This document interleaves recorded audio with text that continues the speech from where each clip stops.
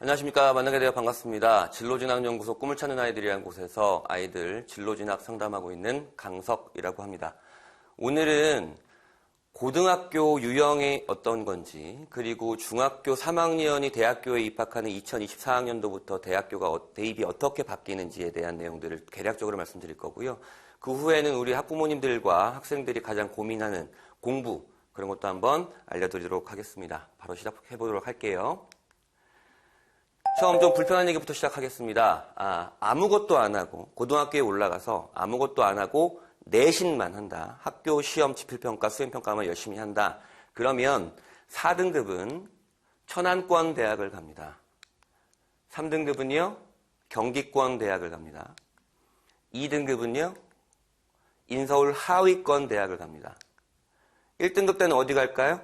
1등급 때는 인서울 중위권 대학을 갑니다. 1등급 위로는 좋은 등급이 없잖아요. 그럼에도 불구하고 아무것도 하지 않으면 1등급 대학생들은 인서울 중위권 대학을 가게 된다. 중위권이라면 보통 우리가 건동홍숙 라인, 건국대, 동국대, 홍익대, 숙명여대 라인, 또 더 밑으로 내려가면 광운대, 상명대 라인, 요 정도까지도 갈 수가 있는데요. 그러면 인서울 상위권 대학은 어떻게 가는가에 대한 얘기를 좀 오늘 해볼 거고요. 4등급은요, 100명 중에 40등까지, 100명 중에 40등까지를 4등급으로 하고요. 3등급은 23등까지, 2등급은 11%, 1등급은 4%까지를 이렇게 등수로 채웁니다. 등수로 채우게 되고, 이것을 1등급부터 9등급으로 나누게 되면요, 이러한 표로 확인할 수 있습니다. 1등급은 4%, 2등급은 10% 이렇게 쭉 내려가서 사실은 4, 5, 6등급 학생들이 가장 많은 분포를 차지하게 되는 대학이죠. 아이들의 이제 분포도죠. 근데 아까 잠깐 서두에서 말씀드렸다시피 4등급은 어디를 간다 그랬죠? 아무것도 안 하고 내신만 하면 천안권 대학을 간다고 말씀드렸습니다. 여기 근처 지역의 어떤 시의 중학교 3학년 1학기에 수학 성적을 조사해 본 겁니다. 평균은 이러했고요. 평균은 71.2점 정도가 나왔고, 표준 편차는 뭐냐면 이 평균에 얼마나 흩어져 있는지, 요 평균에 얼마나 흩어져 있는지를 보여주는 건데, 보통 지역에 따라서 조금씩 다르긴 하지만 대동소이한데 보통 한 19에서 23 정도의 표준 편차를 보여주고 있습니다. 이게 중요한 게 아니고요. 제가 말씀드리고 싶은 건 이거죠. 정확히 90점 이상, 정확히 얘기하면 이제 89.5점 이상이 이제 A등급입니다. 중학교 때는요. A등급은 90점 이상이면 다 A등급이잖아요. 그 A등급의 분포 비율이 28.3%가 나왔습니다. 이건 대부분의 지역이 그래요. 적게는 25%에서 많게는 한 33%, 34%까지 가는 지역도 있는데, A등급보다 좋은 등급은 없지만 90점 이상인데 그 아이들이 10명 중에 3명은 분포한다는 얘기죠. 이 10명 중에 3명이 아니라 분포를 하게 되는데 이 아이들이 고등학교에 그대로 올라가면 그 누군가는 4등급에 안착하게 할 수밖에 없는 거죠. 누구는 1등급에 안착하지만 누구는 또 4등급에 안착하는 겁니다. 내가 중학교 때 90점 이상 잘했잖아요. 잘했음에도 불구하고 어떤 준비를 하지 않은 채 그대로 고등학교에 올라가면 누군가는 필연적으로 4등급이 나오게 되고 다시 4등급이 나오면 천안권 대학을 간다고 말씀드렸습니다. 내가 중학교 때 90점 이상이었는데 고등학교에 올라갔더니 4등급이 나왔고 그러면 천안권 대학을 갈 확률이 높다. 그런 얘기를 우선 서두로 말씀드립니다. 다음 슬라이드 보죠.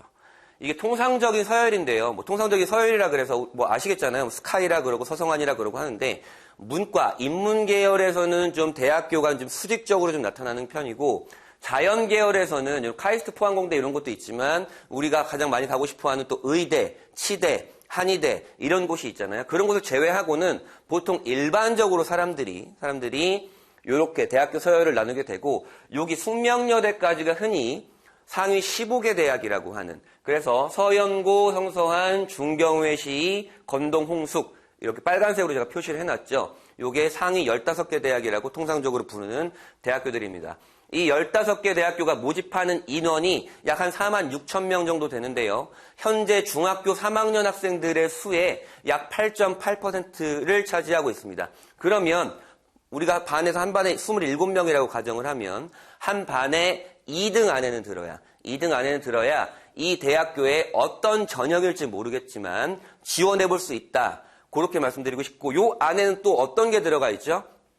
이건 재학생들 수의 8.8%니까 우리 수능을 다시 보는 재수생 또는 N수생 이런 학생들이 포함이 안 된 숫자고 또는 특목고, 자사고, 대학교를 잘 보낸다고 하는 그런 고등학교의 데이터가 빠진 데이터죠. 그러니까 뭐 이거를 정확히 계산할 수는 없지만 체감적으로 보면 한 1.5에서 1.7등 정도가 돼야 반에서 요 대학들에 지원을 해볼 수 있겠구나라고 먼저 말씀드립니다.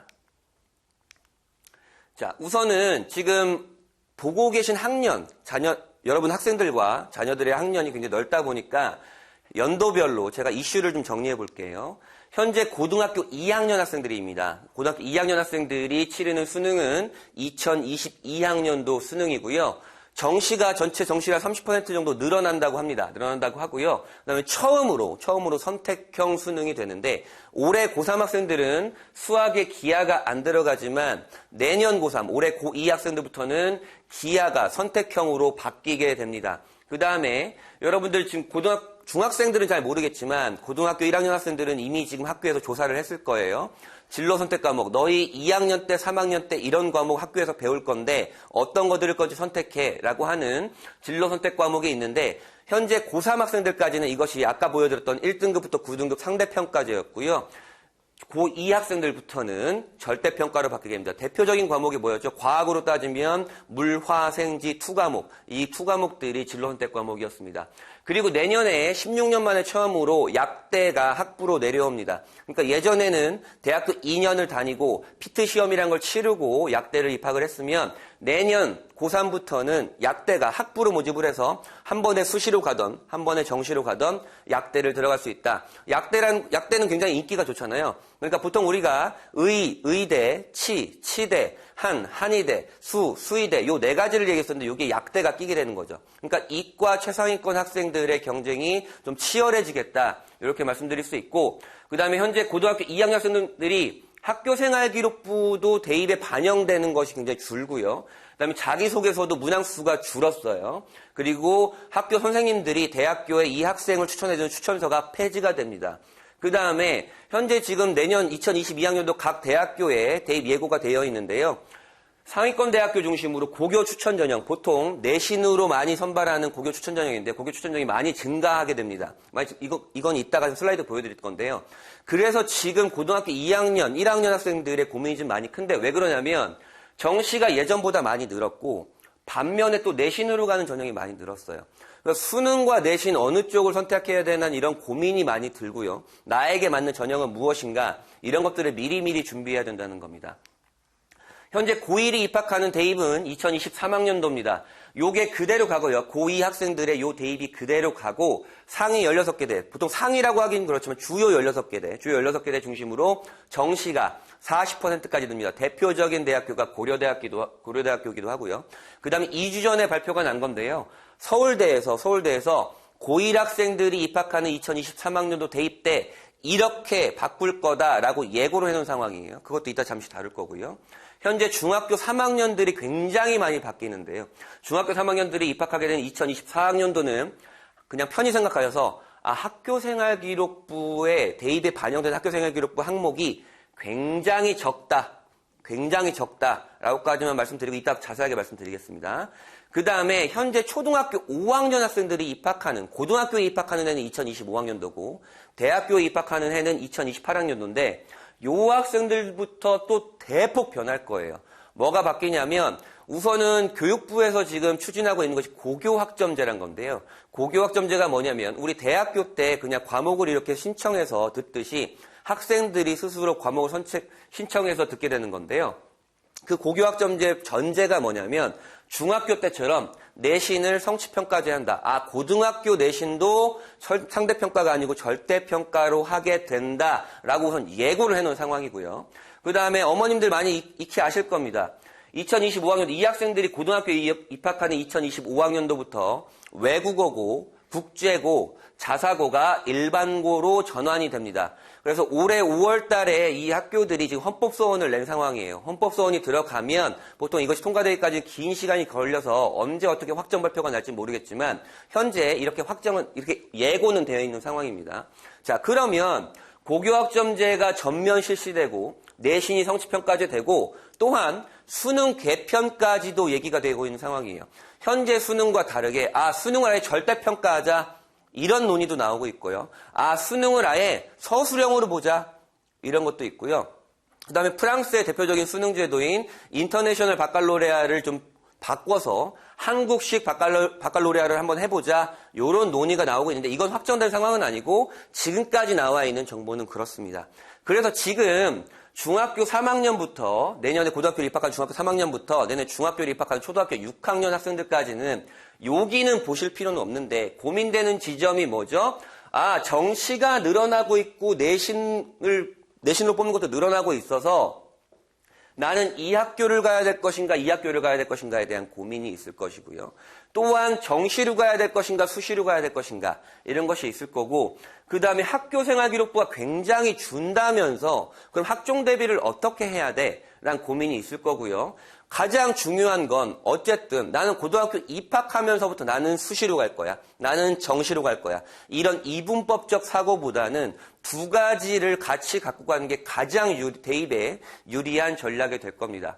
그리고 초등학교 5학년 이하부터는요. 아직 확정된 상황은 아니고 예고만 된 상황이긴 하니까 우선 고등학교 선택 외고국제고 자사고가 일반고로 전환이 되면서 나는 그럼 어느 고등학교를 선택해야 될 것인가에 대한 얘기 그 다음에 이런 내용들이 교육부가 언제 어떻게 확정 발표를 할 것인가에 대한 얘기도 봐야 될 거고 미리 좀 나의 진로는 무엇인가 이런 것도 탐색을 좀 하는 게 좋을 거고요.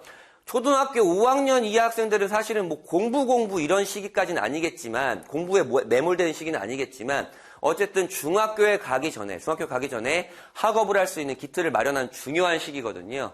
그러니까 그 공부를 좀 많이 고민을 했으면 좋겠고요.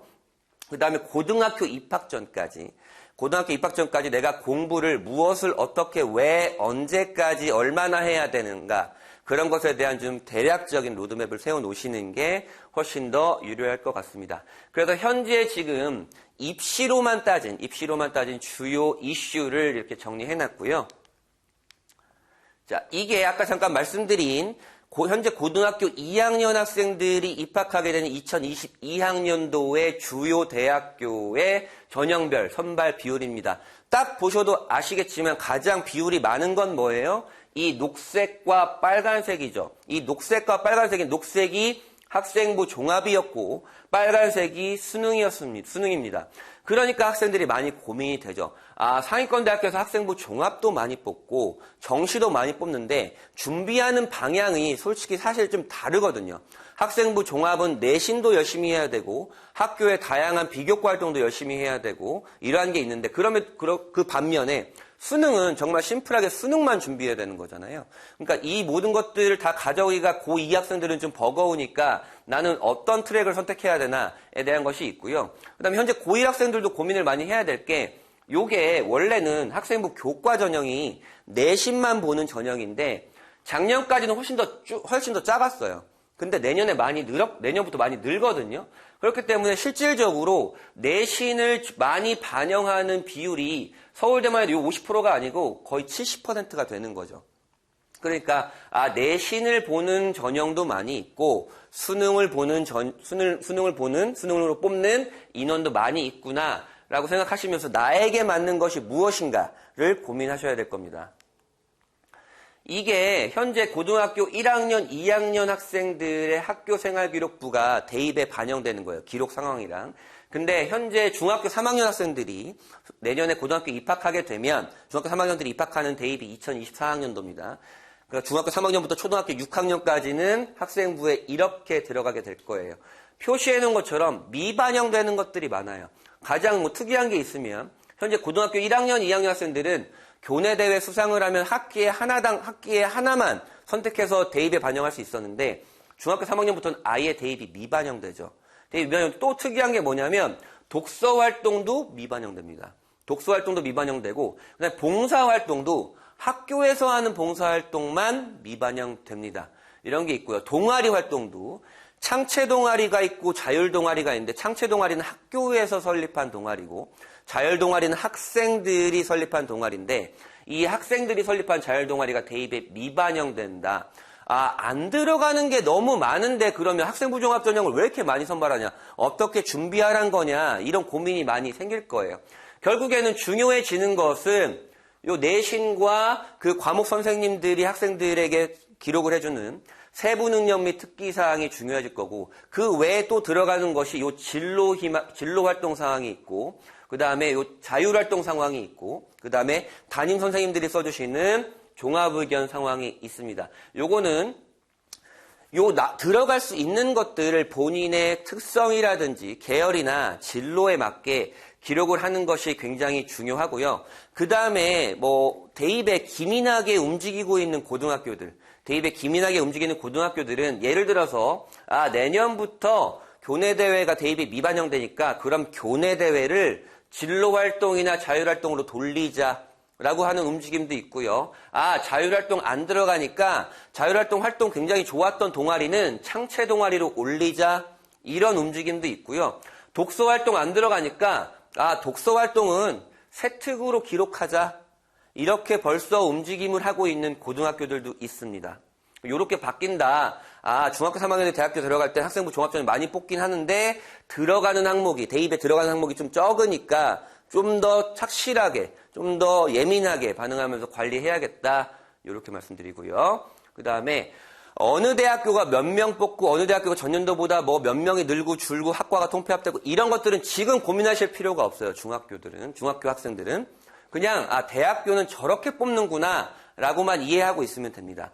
수시와 정시는 많이 들어보셨을 거예요. 수시는 6장, 원서 6장을 쓸 수가 있고요. 정시는 원서 3장을 쓸 수가 있는데 여기서 중요하게 생각하셔야 될 게 있어요. 보통 많은 학부모님들이나 아이들이 수시는 내신으로 가는 거라면서요. 정시는 수능으로 가는 거라면서요. 이렇게 물어보긴 하는데 반은 맞고 반은 틀린 얘기입니다. 왜 그러냐면 수시는 6장 중에 한 장이라도 붙으면 정시엔 지원을 할 수가 없어요. 이 얘기가 중요한데 이게 왜 중요하냐? 이제 여러분들이 고등학교에 올라가면 전국 모의고사라는 걸 보게 돼요. 학교 안에서만 내신을 보는 게 아니고 전국 아이들과 모의고사를 보게 되는데 예를 들어서 모의고사를 딱 봤는데 네가 이 점수가 만약에 수능 점수라면 실제 수능 점수라면 이 대학교를 갈 수 있어 라고 하는 수치가 나오거든요. 예를 들어 볼게요. 어떤 아이가 모의고사를 봤는데 너 이 모의고사 성적이 수능 성적이면 국민대 정도 갈 수 있어 라고 이렇게 데이터가 나왔다고 한번 해봅시다. 그러면 그 아이는 수시는 국민대보다 위로 쓸까요? 아래로 쓸까요? 당연히 위로 쓸 수밖에 없어요. 예를 들어서 이 아이가 수시에서 많이 쫄리니까 예를 들어서 대학교 폄하하는 건 아니지만 자 수원대를 한번 써봤다고 해봅시다. 수시에 수원대를 썼다. 그런데 수원대에 덜컥 수시에 붙어버렸어요. 근데 이 아이는 정시로 국민대를 갈 수 있음에도 불구하고 수시에 수원대를 붙어서 국민대를 못 가게 되는 거죠. 수원대로 가야 되는 거죠.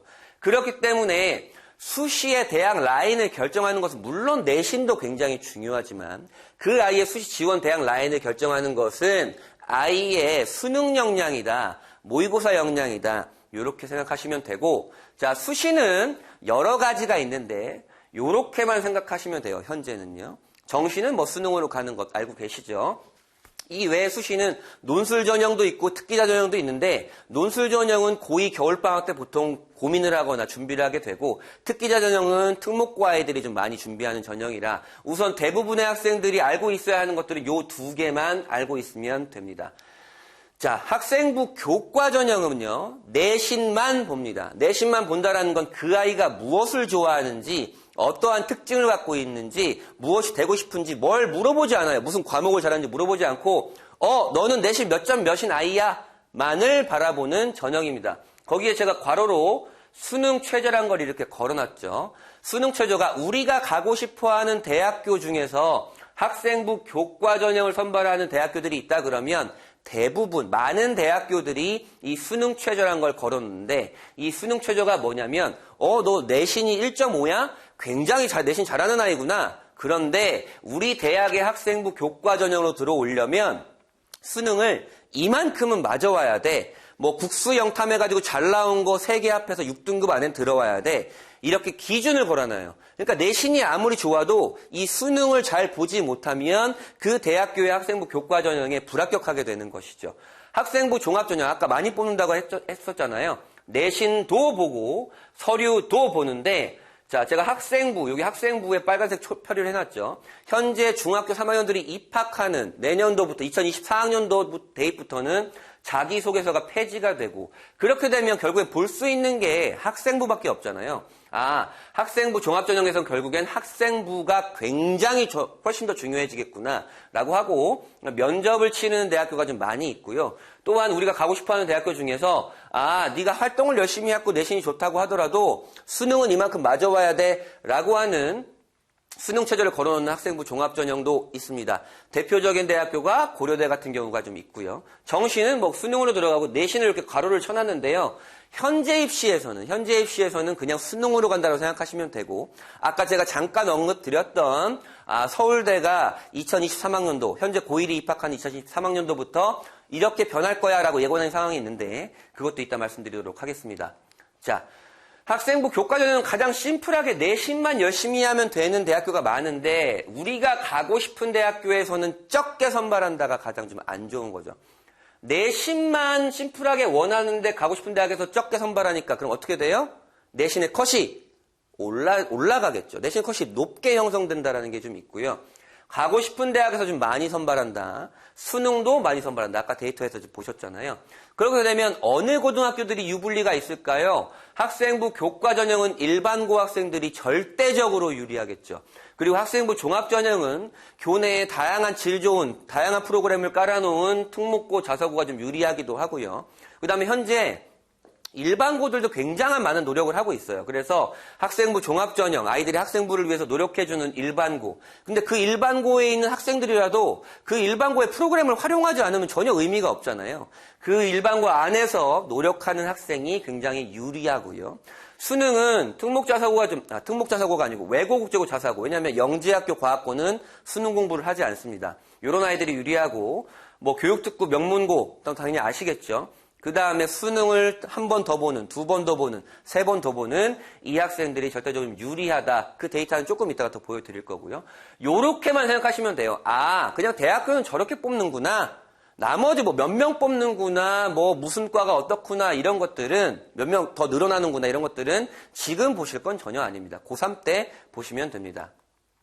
자, 다시 한번 정리를 해볼게요. 자, 결국엔 학생부 교과와 종합에서 중요한 건 내신이었고 정시에서 중요한 건 수능이었습니다. 그러면 결국에 아이의 입시는 이 두 꼭지가 우선 제일 중요하겠죠. 내신과 수능 두 꼭지가 중요하고 내신의 속성은 학교에서만 잘하면 되죠. 학교에서만 잘하면 되고 수능은 전국 아이들과의 경쟁입니다. 특목고 자사고도 있고 뭐 비평준화 명문고 학생들도 있고 재수생들도 있고 그 학생들과의 경쟁이다. 내신의 가장 큰 단점이 하나가 있는데요. 숫자가 누적이 된다는 거예요. 숫자가 누적이 된다는 건 예를 들어서 이런 겁니다. 어떤 아이가 고등학교에 입학을 해서 고등학교 1학년 때 내신이 5등급이 나왔어요. 절치부심해가지고 고등학교 2학년 때 3등급이 나왔고 3학년 1학기 때 1등급이 나왔어. 수직상승한 아이죠. 굉장히 대단한 아이임에도 불구하고 이 아이의 내신 평균은 3등급에 수련합니다. 왜냐하면 5등급, 3등급, 1등급의 평균이니까 3등급에 수렴을 하게 되는 거예요.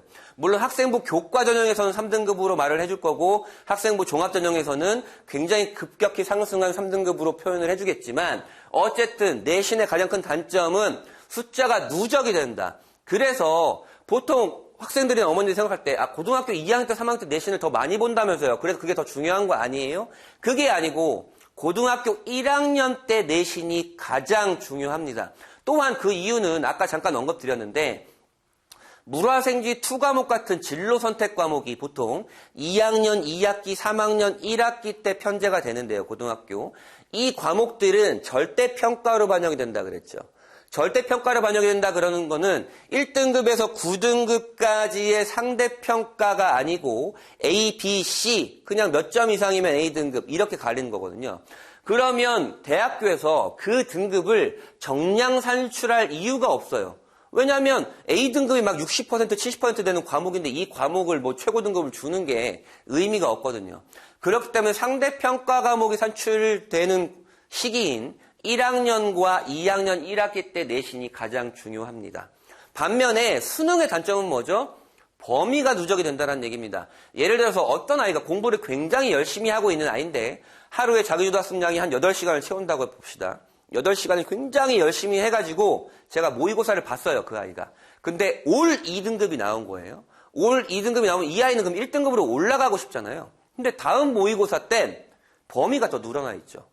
내신은 중간고사가 끝나면 중간고사 범위를 공부하는 게 아니고 기말고사 범위만 공부하면 되는데 수능은 그런 게 아니에요. 그냥 여기부터 시작했으면 범위가 계속 늘어난다는 단점이 있습니다. 그렇기 때문에 내가 이만큼 공부해서 이 정도의 결과가 나왔다면 다음 시험 때는 범위가 더 누적이 되니 같은 시간을 공부해도 압축적으로 공부하던가 공부량을 늘리던가 효율적으로 공부할 수 있는 방법을 찾아야 된다. 수능은 그런 속성이 있는 거죠.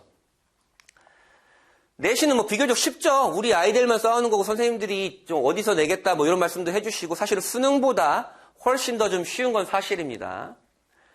그리고 여러분들은 수시 지원할 때까지 중간고사, 기말고사를 10번을 보게 되고요. 그 다음에 수행평가를 수십 번을 보게 되죠. 특히 공부머리는 있는데 수행평가 귀찮아하는 남학생들이 엄청 많아요. 이 수행평가 때문에 지필은 잘 보는데 수행평가 때문에 등급이 떨어지는 학생들이 있습니다. 수행평가는 꼼꼼함도 있어야 되고 팀워크도 있어야 되고 그래야 되니까 미리 좀 생각해 보시기도 하고 수능은 딱 하루만 잘 보면 되는 거잖아요. 그날 하루만 잘 보기 위해서 보통 재학생들은 고등학생들이 한 12번 정도의 전국 모의고사를 보게 됩니다. 아까 말씀드렸다시피 내신은 진로 선택 과목이 절대평가로 되기 때문에 2학년 2학기 정도까지가 가장 피크고요. 수시에서는 아까 보셨다시피 학생부 교과, 학생부 종합에 둘 다 들어가죠. 초강력하다. 그 다음에 수능은 정시에서 물론 수능으로 들어가니까 초강력하고 아까 말씀드렸다시피 수시에서도 나의 모의고사 성적이 수시 지원의 대학 라인을 결정한다. 그리고 수능 최저도 걸려있다. 그러니까 수시에서도 수능은 중요하다. 그러니까 이분법적으로 생각할 게 아니고 요 두 꼭지를 두 개 다 가져가야 된다. 말씀드리고요. 자, 요 세 개가 보통 대표적인 수시 전형입니다. 아까 말씀드렸죠. 논술 전형은 뭐 상관없고 요건 정시고요. 논술 전형은 고등학교 2학년 말에 좀 준비한다 그랬잖아요. 자, 다시 정리할게요. 우리가 가고 싶은 대학교에서 많이 뽑는 전형, 전국에선 제일 많이 뽑는데 우리가 가고 싶은 대학교에서는 제일 적게 뽑는다. 그리고 숫자만 본다. 너는 몇 점 몇이야? 그런 아이야. 그 아이야라고 보는 반면에 학생부 종합전형은 숫자도 본다. 내신의 숫자도 보지만 그것이 갖고 있는 의미도 보고 그것과 연계된 학교생활기록부의 내용도 본다는 얘기죠. 그 다음에 학생부 교과전형은 수능 최저가 걸림돌이다. 이따가 잠깐 보여드리긴 하겠는데 이 수능 최저가 생각보다 높기도 하고 아이들이 통과를 못하기도 해요. 그러니까 수능 최저가 중요하다. 내신이 좋아도. 이거는 이제 복사 붙여넣기의 걸림돌인데요. 매해 보면 같은 고등학교의 내신도 다르고 진로도 다르고 성격도 다른데 학생부가 처음부터 끝까지 토시 하나 안 틀리고 똑같이 들어가는 학생들이 있어요. 똑같이 나온 학생들이. 그 학생들은 결국에는 그 학생들의 특성을 기록한 학교생활기록부가 아니고 그 학교가 뭘 했다라는 학교생활기록부거든요. 대학교 입장에선 그 학교가 궁금한 게 아니에요. 그 학교 안에서 이 아이가 어떤 특성을 갖고 열심히 했나를 보여주는 게 학생부 종합전형인데 복사 붙여넣기 한 학생부 종합전형은 대학교에서 평가할 이유가 없습니다. 그리고 학생부 교과전형은 내신이 좋으면 우선 되고 그 다음에 수능 최저를 통과하면 됩니다.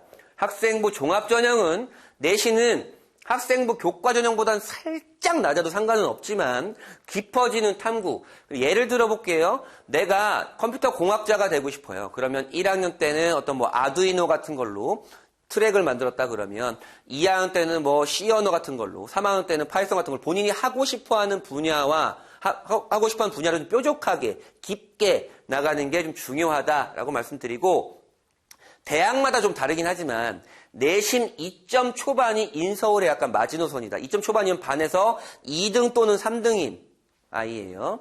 그 3점 초반인 아이는 3등에서 7등인 아이인데 3점 초반에서 학교 생활 기록부가 좋아야 됩니다. 3점 초반으로 학생부 종합전형 그냥 갈 수 있구나가 아니고 3점 초반, 얘보다는 요구하는 내신이 좀 낮은 편이지만 이 아이의 특성이 드러나는 서류, 학생부가 중요하다라고 말씀드리네요.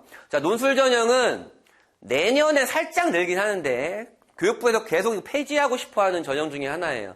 근데 올해 고3이 지금 보고 있는 전형 중에 적성고사 전형이라는 게 있는데 그 적성고사 전형이 폐지가 되면서 내년에 논술 전형이 살짝 늘어나긴 하거든요.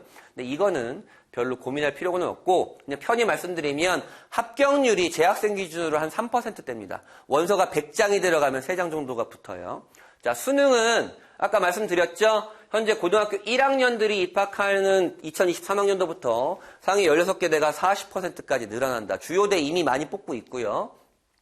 수능을 보는 10명 중에 3명이 N수생이다. 그러니까 재학생 니네 못 갈 거야 라고 말씀드리는 게 아니고 내가 수능을 선택할 순간 내 경쟁자는 우리 반 짝꿍이 아니고 이 아이들이다 라는 거고요. 그 다음에 서울대 정시 수능응시 재학생의 0.01%가 합격했다. 그러니까 재학생 중에 0.01%가 합격했다. 이건 지금 보여드릴게요. 이렇게만 좀 대입이 이렇게 이루어졌다. 정리하면 될 것 같고요. 자, 우리가 계속 머릿속에 수능 40% 늘어나는구나. 수능은 수능만 공부하면 되니까 가장 심플하구나. 요걸로 하면 되겠구나. 그것도 방법입니다. 방법인데 수능을 선택하는 순간 굉장히 치열하게 공부를 해야 합니다. 왜 그런지를 보여드릴게요. 이게 현재 대학교 1학년이 된 학생들의 수능 응시 현황이었어요. 수능 응시 현황이었고 이때 이제 지금 대학교 1학년, 지금 고등학교 3학년, 고등학교 2학년 학생들이 전국에 198개 대학교에서 수능으로 모집하는 인원이에요. 전국 대학교가. 근데 보세요. 현재 고등학교 2학년 학생들이 입학하는 2022학년도 정시 수능의 모집인은 약 7만 6천 명 정도 되죠. 7만 6천 명 정도인데 수능을 응시하는 애들이 이 애들이에요. 거의 배죠. 그래서 전국에서 수능으로 모집하는 인원의 2배 정도 되는 재수생들, N수생들이 수능에 응시하고 있다. 이 아이들이 어떤 아이들이에요? 이미 수능이라는 걸 한번 경험을 했고 그 다음에 재수를 한다 그러면 오전 9시부터 오전 8시부터 밤 10시, 11시까지는 밥 먹고 화장실만 가는 시간 빼고 다 수능 공부하는 애들이잖아요. 그렇기 때문에 내가 수능을 선택했다. 그러면 나의 기준은 우리 반 1등이 아니고 이 아이들이어야 됩니다. 나의 경쟁 기준은요. 또 볼게요. 이게 서울대 3개년 신입학 결과인데요. 서울대 입학처에 있으니까 찾아보셔도 될 겁니다. 자, 수시 모집은 재학생들이 압도적으로 많죠. 10명 중에 9명은 재학생들이 합격하는 겁니다. 수시는요. 근데 정시는 재수생과 3수 이상이 58.9%였어요. 올해 대학교 1학년 때. 3년째 비율이 늘어나고 있죠. 재수생들이 이만큼 무섭다니까. 정시로 들어간 2명 중에 1명은 무조건 재수생이다. 또 더 무시무시한 게 있는데요. 재학생들이 서울대 정시로 327명이 합격을 했어요. 그러면 이 아이들은요. 아까 보셨던 수능을 응시했던 재학생의 0.1%다.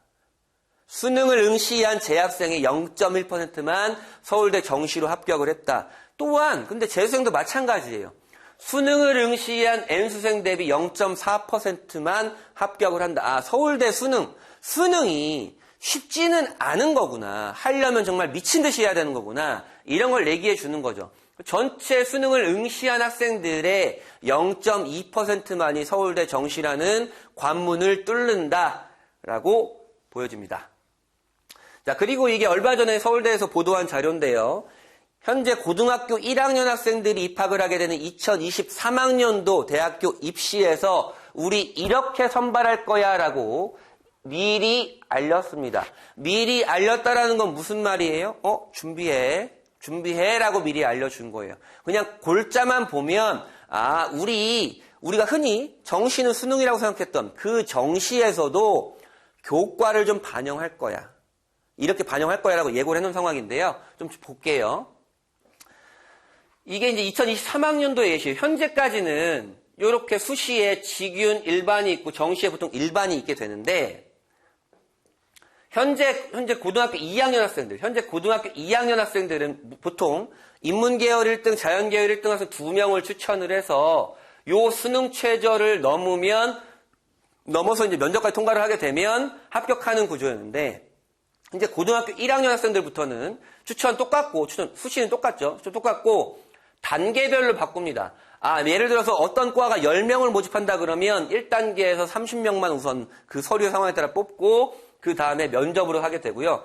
수능 최저가 조금 헐거워졌죠. 수능 최저가 3개 영역, 그러니까 국수 영탐 중에 3개가 2등급, 2등급, 2등급 나와야 된다는 수능 최저였는데, 죄송합니다.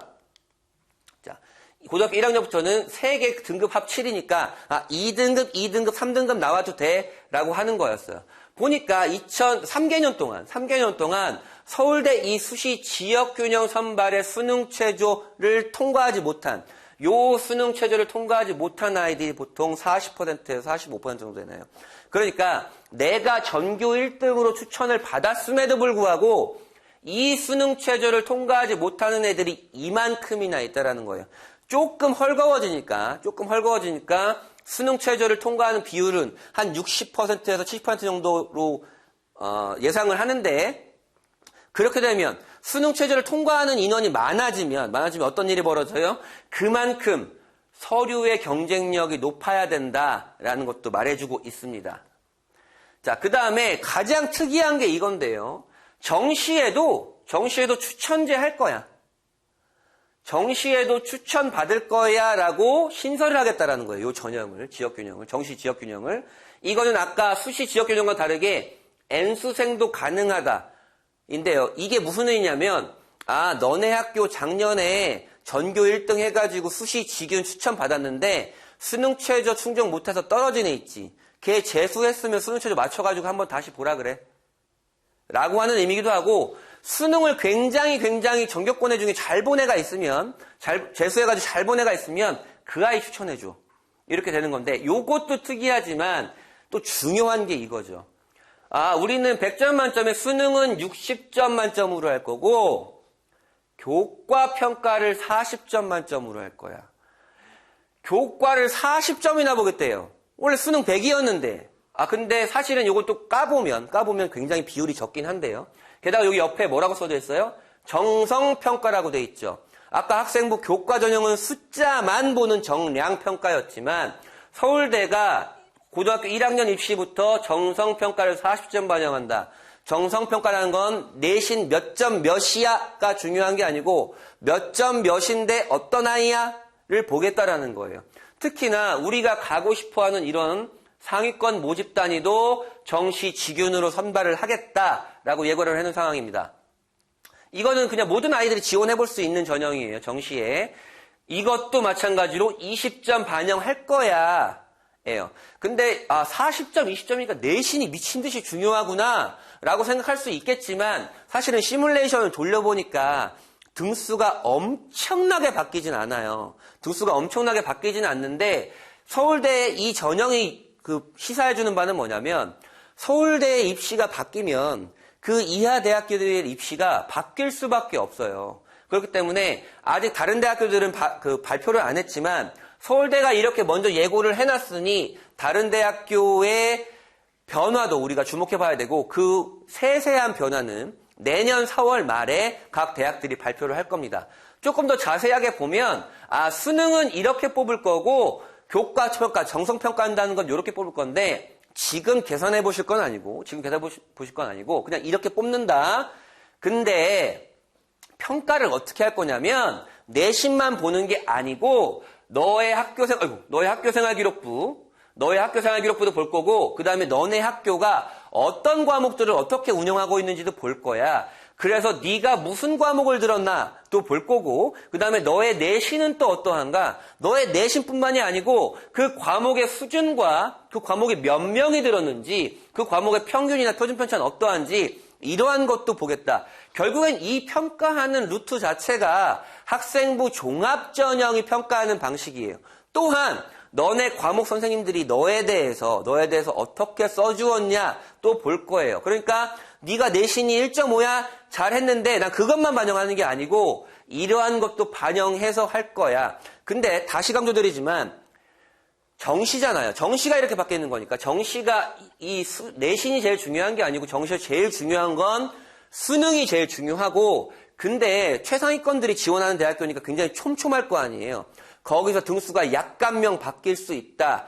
이 얘기는 결국엔 이제는 정시도 수능 일변도 나 무조건 수능 올인해야지 이런 전략이 유리하지 않을 수 있다라고 말씀드리는 겁니다.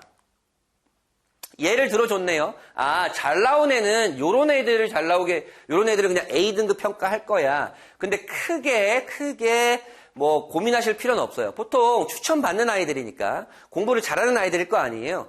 그리고 요런 과목들은 지금 대부분의 일반고에서도 이 서울대 이수 기준에 맞게 다 편제를 해놓고 있으니까 크게 고민하실 필요는 없고 난 서울대 정시를 갈 거야. 그러면 우선은 수능 공부를 만들되 수능만 하는 게 아니고 학교 생활 좀 충실해야 된다. 요런 겁니다. 자, 그러면 서울대가 이렇게 바뀌면 고등학교별로 어떻게 할까요? 서울대가 저렇게 예고를 하고 나니까 벌써 몇 주째 언론에서 떠들고 있고, 언론에서 기사를 내고 있고, 그 다음에 막 다양한 커뮤니티에서 서울대 막 국민청원 하자, 그 다음에 서울대 막 욕하고 있고 이렇긴 한데, 왜 그런지 한번 볼게요. 자, 우선 가장 울상을 짓고 있는 학교군들은 이런 학교군들입니다. 왜냐하면, 제가 아까 말씀드렸다시피, 순위가 많이 바뀌진 않는데, 그냥 우리의 인식에 교과 40, 교과 20 반영한다고? 나 수능만 팠는데 여기는 내신이 잘 나올 수가 없는 곳이잖아요. 이 아이들도 내신이 잘 안 나오고 수능만 팠던 N수생들이 있는데 이 아이들이 불리할 수 있겠구나라고 울상을 짓고 있기도 하고 조금 마음에 안 드네라고 생각하고 있는 아이들이 요 아이들입니다. 요 아이들 같은 경우에는 요 아이들은 이제 일반고 전교 1등임에도 수능이 안 나오는 아이들은 수능 최저에 좀 안 나오기도 하고요. 수능 최저를 충족 못하기도 하고 정시로는 갈 수가 없겠고 이 아이들이 수능은 잘 나오지만 내신이 4, 5등급이면 조금 예전보다 유리하지 않겠다라고 생각할 수 있을 거예요. 그리고 그냥 원래 그랬어 라고 하는 애들은 이 아이들은 잘하면 붙을 수도 있고 떨어질 수 있다. 여전히 가장 강력한 아이들은 이 학교 아이들이다. 이 학교 아이들이 내신도 불리하지 않고 수능도 잘 나오고 있는 이 아이들이 가장 유리하다. 사실은 이 입시에 따라서 이 학생들이 미친 듯이 막 유불리가 바뀐 건 아니에요. 원래 이 정도가 됐는데 특히 요 학생들은 지금 조금 마음에 안 든 상황이에요. 왜냐하면 내신을 어느 정도라도 반영을 한다 그러니까. 그래서 현재 중학교 3학년들이 고등학교 선택을 할 때 다시 흔들리고 있습니다. 다시 말씀드리지만 서울대 수능, 정시는 수능 성적이 제일 중요하긴 한데 작년처럼 수능만 중요한 건 아니다. 그리고 다른 대학교들도 이런 식으로 바꿀 수 있다. 자, 그러면 우리가 지금까지 대입의 모습이 이렇다. 대학교는 이렇게 뽑는다. 그리고 대입이 이렇게 변해간다를 알아봤으면 이제 고등학교의 모습은 어떠한가, 어떠한 특징들이 있는가를 좀 알아보게 될 거고요. 고등학교 유형별로 알아보더라도 시간이 굉장히 오래 걸리기 때문에 유형별 특징을 좀 알아보도록 하겠습니다. 자, 고등학교 입시를 이제 간단하게 정리해보자면, 요 두 개 학교가 전기학교입니다. 전기학교라는 건 먼저 선발하는 학교라는 거고요. 요 두 개 학교가 후기학교입니다. 이제 12월 첫째 주, 둘째 주 정도에 지역마다 조금씩 다르긴 한데, 선발을 하게 되고, 영재학교는 4월 달부터 입시가 시작이 되고, 과학고는 보통 7월 달부터 입시가 시작이 됩니다. 자, 영재학교 같은 경우에는 전국에 8개 교가 있어요. 그래서 전국에 한 800명 정도를 뽑게 되는데, 나 우리나라에서 수학과학 짱이야 라고 하는 학생들이 지원하는 학교죠. 3학년 4월 달에 입시가 시작이 됩니다. 3학년 4월 달에 입시가 시작이 된다는 건 기본적으로 이 영재학교를 가기 위한 준비는 2학년 겨울방학 때까지는 맞춰줘야 된다라는 얘기고요. 3단계 입시인데 이건 이따 말씀드리고요. 경쟁률이 생각보다 좀 많이 높죠. 그 이유는 영재학교만 유일하게 이 8개 학교에 동시에 지원할 수 있습니다. 전체 다 동시에 지원을 해서 1단계 통과가 만약에 3개 정도가 된다. 8개 지원을 했는데 1단계 통과가 3개 학교가 된다. 그러면 이 중에 1개교만 골라가지고 2단계 입시에 치르게 되는 겁니다. 그래서 보여주는 경쟁률은 굉장히 크고요. 전국에 한 10,000명 정도, 전국에 10,000명 정도가 준비를 하고 있습니다. 그래서 이 영재학교는 가장 중요한 시험이 2단계 평가거든요. 2단계가 지필평가인데, 그래서 교육부에서 2단계 지필평가를 없애겠다고 이제 결정을 이제 하겠다, 보도자를 내겠다라고 이제 결정을 한 상황인데, 아직 나오진 않았거든요. 나오진 않았는데, 아마 내년도, 지금 현재 이제 중학교 2학년 학생들의 영재학교 입시부터 바뀔 수도 있습니다. 그러니까 교육부의 보도자료를 잘 보시면 좋겠고요. 그래서 현재 2단계 이 지필평가를 위해서 이 영재학교를 지원하는 학생들이 그렇게 많은 선행과 심화와 경시에 매달리는 것이죠. 그 다음에 서류평가, 학교생활기록부 자기소개서 추천서가 있고요. 이 서류평가와 3단계는 보통 학교들이 1박 2일 캠프를 해요. 캠프를 하게 되는데 그 캠프를 위해서 탐구란 걸 하게 됩니다. 왜 그러냐면 그 캠프에서는 보통 실험 설계라든지 그다음에 심층 면접이라든지 팀워크라든지 이런 것들을 많이 평가하게 되는데 그런 것들을 하기 위해서는 본인이 실제적으로 가설을 세우고 검증하고 탐구해 나가는 과정들의 경험이 굉장히 중요하거든요. 요렇게 영재학교의 개괄적인 입시는 이렇다. 그리고 과학고는 보통 과학고를 지원하는 학생들이 대부분은 영재학교를 지원을 하고 영재학교에 불합격하고 과학고를 지원하는 학생들이 많이 있습니다.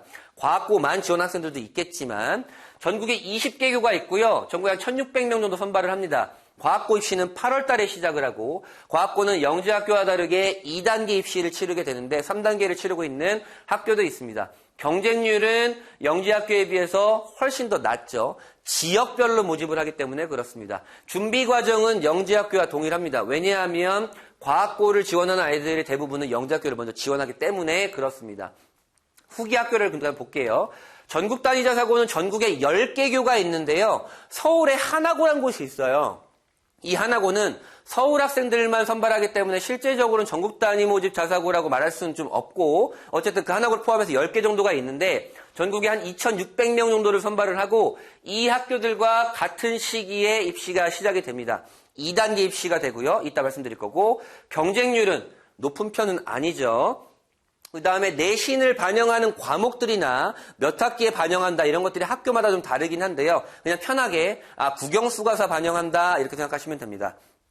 그리고 요 학교들은 학생부 종합전형, 고등학생들이 대학교를 들어갈 때 준비하는 아까 우리 알아봤던 학생부 종합전형 준비 방법과 유사합니다. 왜? 학교 공부 열심히 하고 그 다음에 학교 활동 열심히 해서 학생부에 기록을 하고 그걸 토대로 자기소개서를 쓰고 그걸 토대로 면접을 보기 때문에 약간 미니멈한, 약간 심플한 학생부 종합전형이라고 생각하시면 됩니다. 자, 외고 국제고고요. 전국에 외고가 30개가 있고 국제고가 원래 7개였는데 대구국제고가 개교를 하게 되면서 8개가 됐습니다. 마찬가지로 12월에 시작을 하게 되고 전국에서 한 7,000명 정도를 선발을 합니다. 외고가 6,000명 정도, 국제고가 1,000명 정도. 마찬가지로 2단계 입시고요. 외고는 학과별로 모집을 합니다. 영어과, 일어과, 중국어과 이렇게 학과별로 모집을 하고 국제고는 그냥 전체적으로 모집을 하게 됩니다. 내신은 영어만 반영하게 되고요. 준비 방법은 유사합니다. 그 다음에 고입 비평준화 지역 또는 어떤 교육특구의 명문고를 알아보는 이제 관심 있어 하는 학부모님들이나 학생들이 있을 텐데, 이러한 특성들이 있겠죠. 사실은 고입은 대입과 달리 시도별로 달라요. 고입의 내신 산출 방식이나 이런 것들이. 시도별 고입 계획에 따라서 이제 선발을 하게 되고, 보통 비평준화 지역이라면 내신 순으로 선발을 하게 되겠죠. 그렇기 때문에 내신이 좋은, 공부를 잘하는 학생들이 몰리는 학교가 있을 거 아니에요. 대학교를 잘 보낸다고 하는 그 고등학교. 그 고등학교 가면 당연히 내신 경쟁이 치열해지겠죠. 내신 경쟁은 치열한 학생들이 학업 역량이 되기 때문에, 그래서 어쩔 수 없이 정시 중심으로 흘러가는 학교들이 좀 많이 있다. 평준화 일반고는 우리가 대부분 가는 학교들이잖아요. 이것도 마찬가지로 시도별 고입 계획에 따라 선발을 하게 되고, 보통 평준화 지역은 추첨을 하게 됩니다. 그 다음에 학교별로 내신 난이도도 다르고 그 학교의 특징도 다를 거니까 이런 것들을 이제 평준화 일반고를 진학하시는 학부모님들 또는 학생들은 이런 것들을 좀 많이 고민을 하셔야 될 거고요. 이것도 제가 이따 잠깐 다루도록 하겠습니다.